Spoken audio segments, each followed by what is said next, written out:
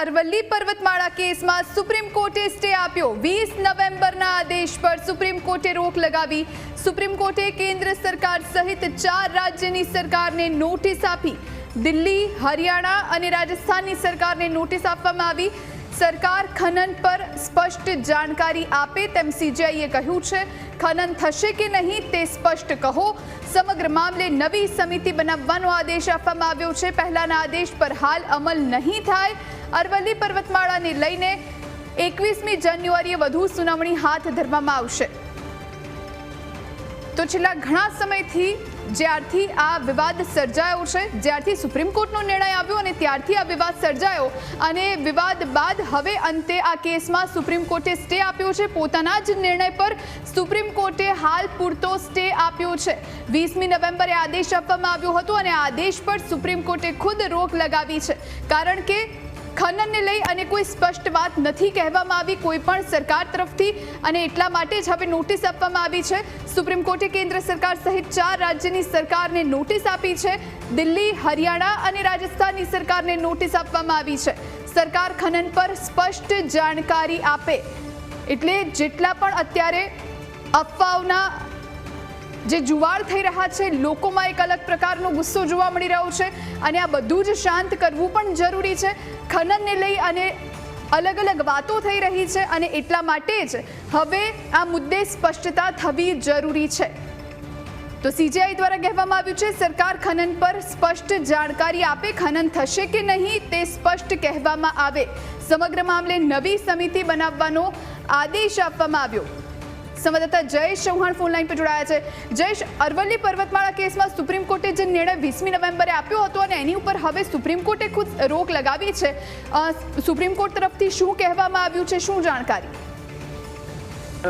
ચોક્કસથી અરાવલી મામલે સુપ્રીમ કોર્ટે જે પોતાનો ચુકાદો આપ્યો હતો ને, ચુકાદા ઉપર હવે સ્ટે આપવાનો નિર્ણય કર્યો છે, કારણ કે જસ્ટિસ ગવઈની અધ્યક્ષતાવાળી બેન્ચે છે તે અરાવલીની જે 100 મીટર બિલકુલ જયેશ, આપની પાસે આવીશ, અત્યારે આપને અટકાવીશ। આપણી સાથે પર્યાવરણવિદ મહેશભાઈ પંડ્યા ફોનલાઈન પર જોડાયા છે।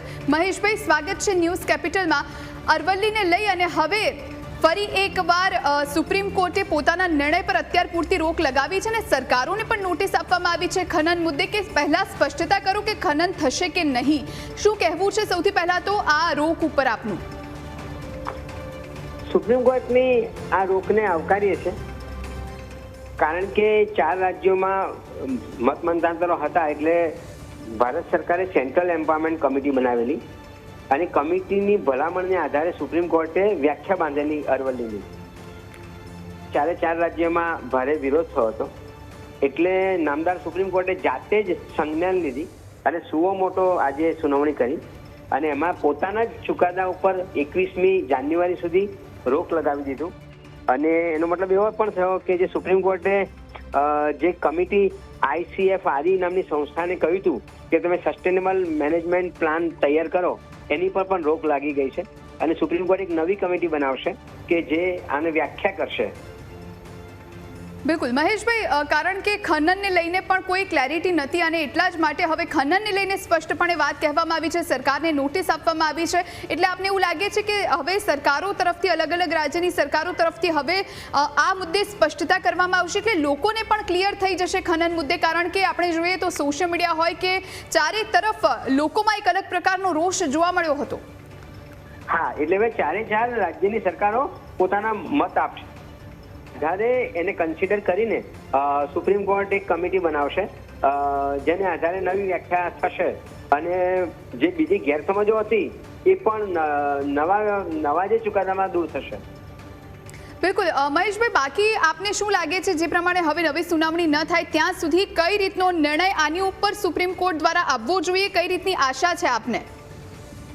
એટલે જે ICFRE ને જે કામ સોંપ્યું હતું સસ્ટેનેબલ માઇનિંગનું, એની પર રોક લાગી ગઈ, પણ બીજી બાજુ એ પણ થાય કે કેટલો રોક લાગ્યો છે ખબર નથી, કારણ કે નવી લીઝ નહીં આપવાની ઉપર રોક હતો, એ ઊભો થયો કે ના થયો એ ખબર નથી।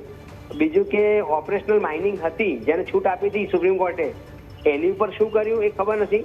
એટલે ડિટેલ ઓર્ડર મળે, ઓવરઓલ ઓર્ડર મળે આજનો, એ પછી ખબર પડે કે સુપ્રીમ કોર્ટે કયા મુદ્દામાં રોક લગાવી છે અને કોને ચાલુ રાખ્યું છે। બિલકુલ મહેશભાઈ, આભાર આપનો અમારી સાથે જોડાવા માટે અને વાતચીત કરવા માટે. આપણી સાથે સંવાદદાતા જયેશ જોડાયેલા છે. જયેશ, હવે કદાચ જે નેક્સ્ટ ચુકાદો આવશે, નેક્સ્ટ સુનાવણી થશે, ત્યારે કદાચ લોકોમાં પણ ક્લેરિટી આવી જશે કે આખરે સુપ્રીમ કોર્ટનું શું કહેવું છે, કારણ કે અત્યારે સરકારોને જે નોટિસ ફટકારવામાં આવી છે એની ઉપરથી હવે ખુલાસા આપવાના રહેશે. જુદી ચોક્કસથી જે પૂર્વ સીજીઆઈ જસ્ટિસ ગવઈની અધ્યક્ષતાવાળી બેન્ચે જે અરાવલીની 100 મીટર વાળી પરિભાષા નક્કી કરી હતી, તે પરિભાષાને લઈ દેશભરમાં વિરોધ થયો. ત્યારબાદ સુપ્રીમ કોર્ટની જસ્ટિસ સૂર્યકાંતની અગુવાઈવાળી બેન્ચ છે તેમણે આ મામલે સ્વયં સંજ્ઞાન લીધું અને હાલ પૂરતો એ આદેશ ઉપર રોક લગાવી દેવામાં આવી છે. સાથે કેન્દ્ર સરકાર અને સંબંધિત રાજ્યો છે તેમને નોટિસ જાહેર કરવામાં આવી છે. સાથે હાઈ પાવર્ડ એક્સપર્ટ કમિટી છે તેનું ગઠન કરવાની વાત પણ કહેવામાં આવી છે સુપ્રીમ કોર્ટ દ્વારા. એટલે હાઈ પાવર્ડ એક્સપર્ટ કમિટી છે એ આ તમામ મામલા ઉપર ફરી છે તે વિચાર કરશે ને ત્યારબાદ 21 જાન્યુઆરીના એક રિપોર્ટ સુપ્રીમ કોર્ટ સમક્ષ આ હાઈ પાવર્ડ એક્સપર્ટ કમિટી રજૂ કરશે ને તેમાં 100 મીટરની જે પરિભાષા છે તેને વધારવી અથવા તો તેમાં કોઈ પણ પ્રકારના સંશોધન કરવા માટેનું આ કમિટી છે તે નિર્ણય કરશે ને 21 જાન્યુઆરીના સુપ્રીમ કોર્ટમાં રિપોર્ટ રજૂ થયા બાદ આગળની સુનાવણી છે તે કરવામાં આવશે. પરંતુ ત્યાં સુધી જે અગાઉનો જે ખનન ન કરવાનો ચુકાદો હતો તેના ઉપર સ્ટે આપવામાં આવ્યો છે. જે 100 મીટરની પરિભાષા છે તેમાં હાલ પૂરતું સુપ્રીમ કોર્ટે સ્ટે આપ્યો છે ને 21 જાન્યુઆરીના વધુ સુનાવણી આ મામલે હાથ ધરાશે. જયેશ, આભાર આપનો, આપ જોડાઈને જાણકારી આપી તે માટે.